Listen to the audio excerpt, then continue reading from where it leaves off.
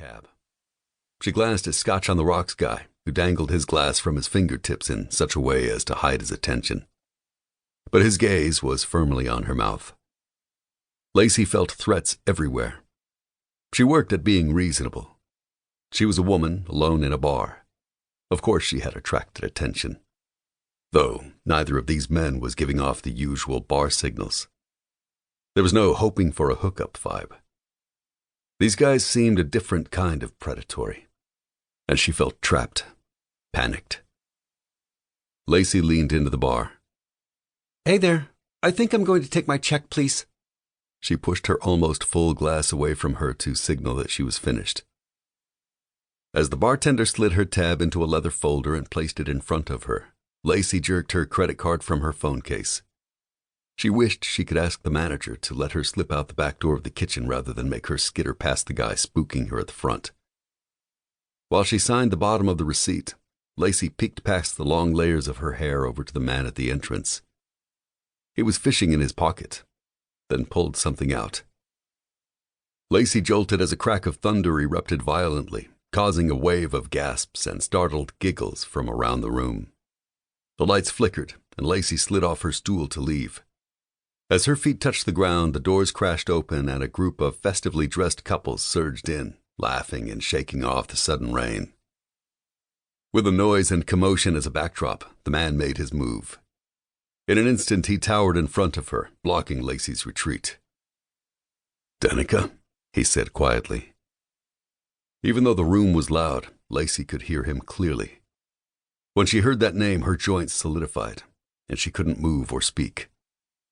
Her dark brown eyes, heavy with mascara, pulled wide as they filled with shock. Another clap of thunder worked its way across the sky. The sound held Lacey in place, sucking the oxygen from her lungs. The man bent his head closer to her ear. "Danica, you're in danger." His last word became a sharp sucking sound as he arched backward. His finger curled into the pewter satin of Lacey's blouse. He pulled her sideways, reeling to the left, hitting the floor, first with his shoulder, then with his head, taking her with him. Lacey tried to scramble up, to pull her skirt back down below her hips, to regain some decorum now that she had flashed the bar with her pink silk panties. But the stranger tightened his grip and locked her to him with a tight fist. "They know who you are. Trust no one. Run." His words bubbled out with red spittle, and the visual made Lacey's mind go numb. She worked hard at processing what was happening, but her brain snagged on the red froth at the corners of his lips, and she couldn't think past it. As the man exhaled the word "run," he unwound his right hand from the fabric of her blouse. He shoved something cold and hard down into her bra. Lacey tried to pull free. She dropped her jaw to scream, but Lacey couldn't make any air pass by her vocal cords, so her mouth hung open and empty. Someone gripped Lacey's upper arms, lifted her, questioned her. Was she all right? All right? Lacey stared down at the stranger, trying to process the fact that he had called her Danica, that he was there to warn her. And now a red puddle pooled from under his shoulders. The bartender rolled the man onto his stomach as the well-clad patrons fished out their phones.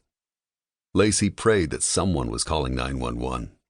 But the bright strobe of flashes meant that most were grabbing pictures to post on Instagram and Snapchat to show what dangerous and exciting lives they led. The flashing lights turned the scene into an impressionist's painting, where the eye only took in and defined certain aspects: the outline of a leg, the hem of a skirt, the swirl of burgundy leaching across the floor. Lacey pinned her focus on the knife handle protruding from the man's herringbone jacket. Someone had stabbed into his lungs, and now he was gasping like a trout lugged from the river. "That doesn't belong there," was all Lacey's shocked mind could manage.